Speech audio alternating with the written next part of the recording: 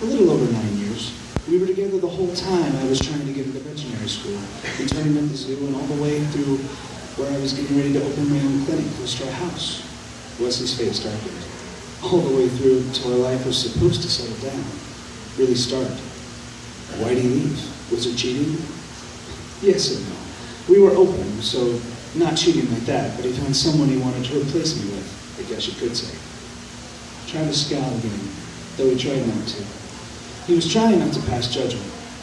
You and he were open, as in you were dating other people? Are you sure you want to hear all of this? Sorry, Wesley, I wasn't trying to pry. You don't have to explain. Travis began to turn around. It was time to bring this to a close anyway. What the fuck had he been thinking? Wesley reached out and grabbed his arm once more. This time, not releasing his grip until Travis looked back. Actually, it's fine. It feels good to talk to someone else about it. And as far as your question, I wouldn't say we dated other people, just messed around with the meat arose as long as we were safe. The bitter laugh escaped. Although, I guess dating around was exactly what Todd was doing. I can't imagine that. If anyone had ever touched Shannon, I would have killed him. Even the thought of that, with her gone for 4 years, I was eager for a third. Wesley relaxed, leaning against the boards of the trough once more. How long were you and Shannon together?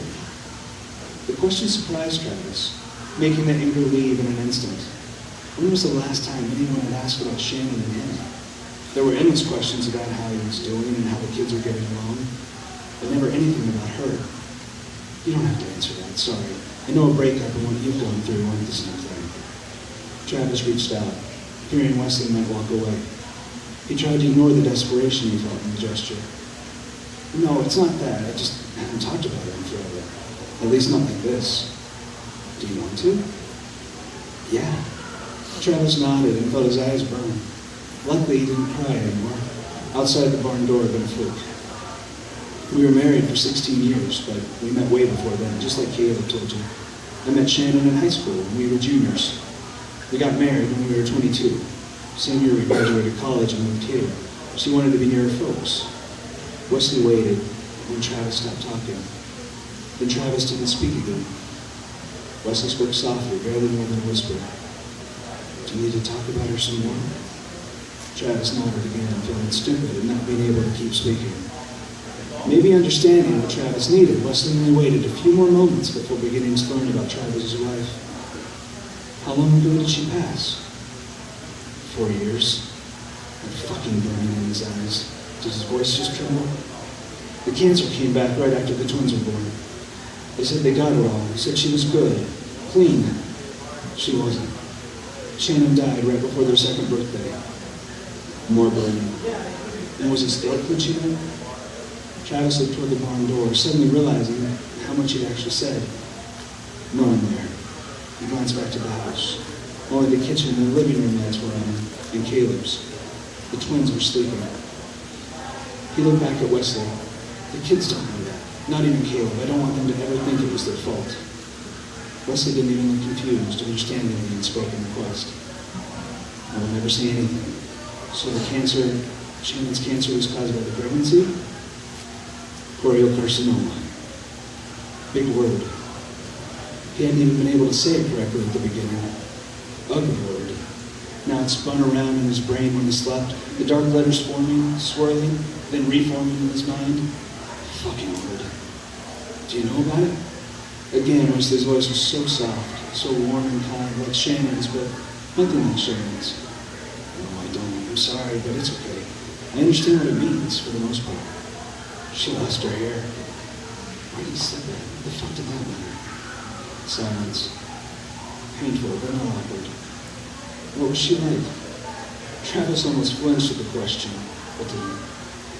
How could this man not know what Shannon had been like? The whole world should know, should feel her absence. To this man, to Dr. Ryan, to Wesley, it was like Shannon had never existed. How could that even be possible? The burn went away as he spoke. The hands around his throat loosened. The whispers in his ears increased. Shannon was so alive. She was so many things. Beautiful, funny, smart, but mostly, she was alive. Travis met Wesley's gaze, and the vet didn't look away, only nodded in encouragement. She was like her hair. She was on fire all the time. either laughing loudly or mad. That woman had a temper. Travis laughed. The whispers laughed around me. Everyone loved her. Everyone. She was the town's sweetheart. She'd grown up here. She taught ag at the high school, at least up to that last year. Helped out with the babies at church, too. The church where Wendy takes the kids now, or still does. What could he tell the man so that he could see her? So that he'd know Shannon? So that he'd miss her, too? She was strong and brave. She'd fight with everything in her, always looking out for the loser. Caleb got that from her. Always looking out for me. No matter what I did or what I was, she fought with me and for me. Why was the barn still standing? Why weren't stars crashing around him outside? Why was he still even here? She was my best friend. A tear fell from the brown eyes that looked at him, slowly making their way down the recently shaved cheeks. Travis always got angry when someone outside the family cried about Shannon. Sure, everyone had loved her, but she'd been his. She'd been the kids. No one else's. He felt a tear tracing the path down his own stubbled cheek. Or maybe it was just a ghost tracing the path he saw on the other man's face. She gave me Duncan. They stood less than 2 feet apart, the modernized barn bright around them, and the glow of the house Shannon redesigned as it over the wide doorway of the barn. The roosting chickens were tucked away for the night. The herd of red limousine cattle was sleeping in the tree-speckled field. The early November evening wind swirled the browning leaves. The grave, with the smoothed-out moniker, lay at peace across town. Whisper soothed, just out of earshot. 2 more tears fell. The stars remained in their places. The barn stood strong. 4-year-old promises came due. You made Caleb laugh. Wesley didn't respond, the shift from mother to son too abrupt to follow. He laughs, of course, with Wendy, with the kids, sometimes with me. But he sounds like a man when he laughs, like a man who has to hold his family together, who lost his innocence too long ago. Travis couldn't deny the tear that fell this time was his. It was definitely his. He laughed like a child tonight.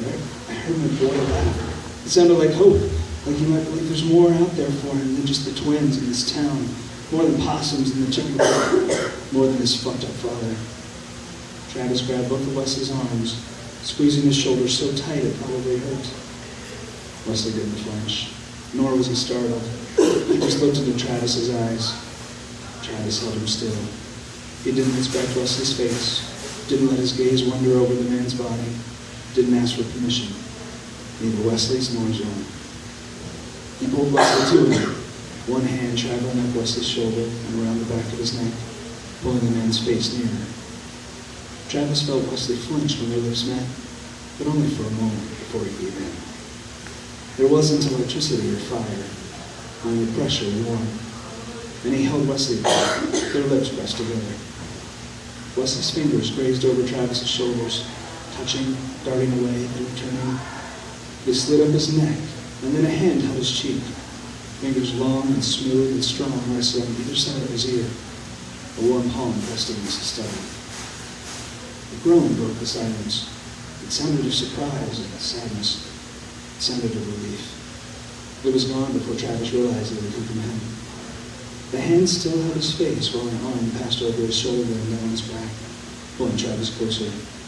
At the pressure of Wesley's body against his, Travis released his hold on Wesley's neck and shoulders, wrapping his arm around the other man's back, crushing Wesley to him. Then the kiss was more than pressure, more than warmth. They pressed up against the planks of the trough. Another groan, maybe more than one. Travis felt his own strength as he held Wesley's hard body to him, and was surprised at the power of the arms that encircled him.